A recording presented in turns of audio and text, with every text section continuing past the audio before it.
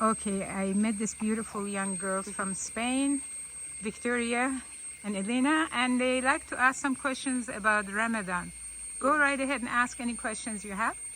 It starts like in a few days, and it starts every year in the same. When does it start? When does it start? Actually, Islamic year is going by lunar months. Okay. Lunar months are some are 10 or 11 days shorter than the regular months you're used to. So this year happens to be March 23rd. Okay. And then last year was in April. So it just changes few days each year.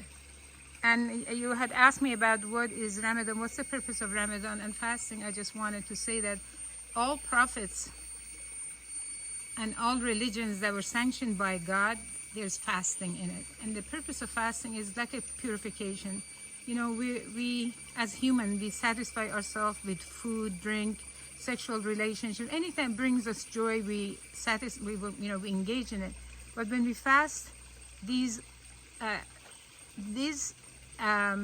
parts of pleasure, we just ignore it and put it aside and focus on the spiritual aspects of our lives. So for Muslims, from dawn to sunset, we don't eat or drink, or marital relationship they avoid, and then after sunset, free till morning.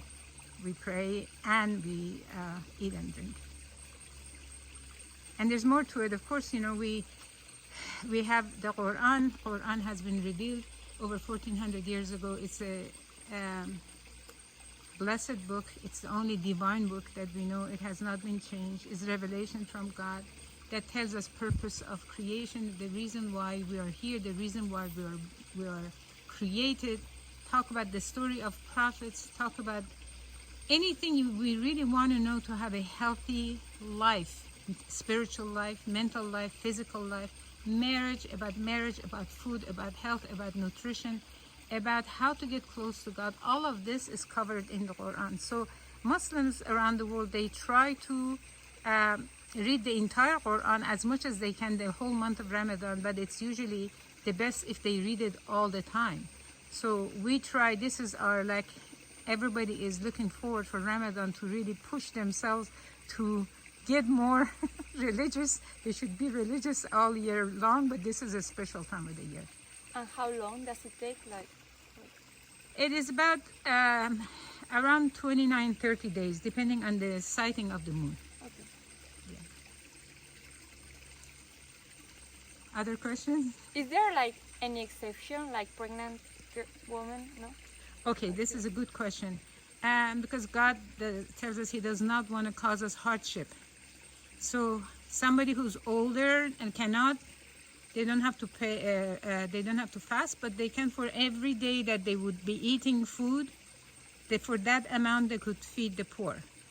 And somebody who's pregnant, she doesn't have to fast.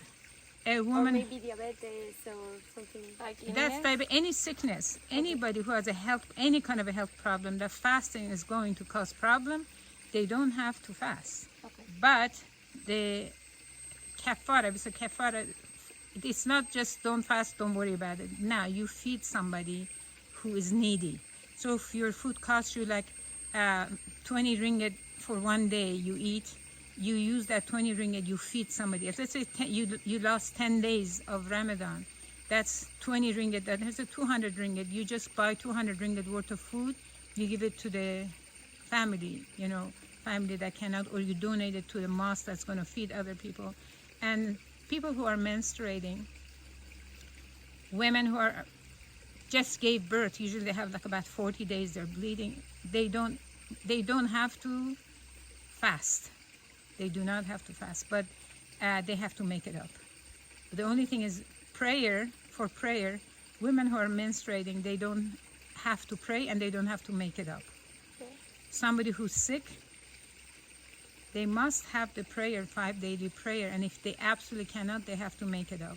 But if they cannot stand up to pray, they can sit down and pray, lie down, pray. If they cannot even with lying down to pray, they can just pray with their eyes, movement of the eyes, just to make it really easy.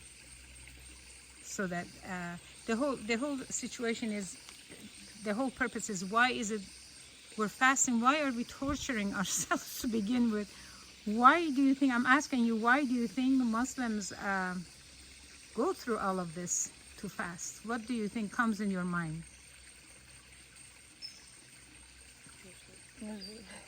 We don't know. You don't know? Like, I never thought about it. You never thought about it? Yeah. Well, let me ask you another question. Okay. Do you believe in the life after death? Do you believe there's a life after we die? I want to believe it. You want to believe it. Okay. How about you, Victoria? I think yes, You think yes? but not like a human life. Not like Another life like this. yeah. Yes. Well, you're in a way right, because it's not like this human life. It is another life altogether.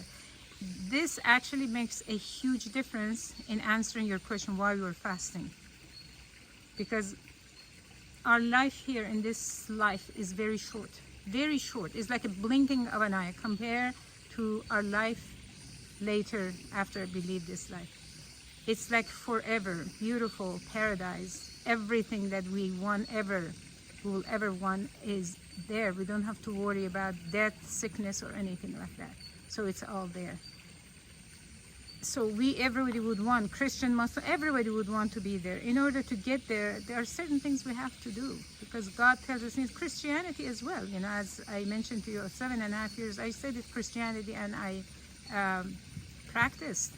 And Christians do believe in life after death, for sure. The only thing is that the emphasis to get there is Jesus. They keep going and praying to Jesus. We don't. We pray to God, who created Jesus, the creator of Jesus. That's what we do.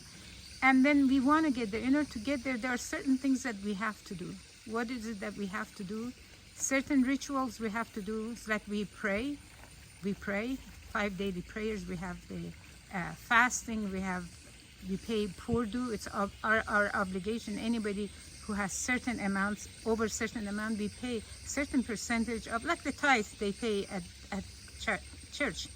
We pay the poor. It is our duty to help the poor.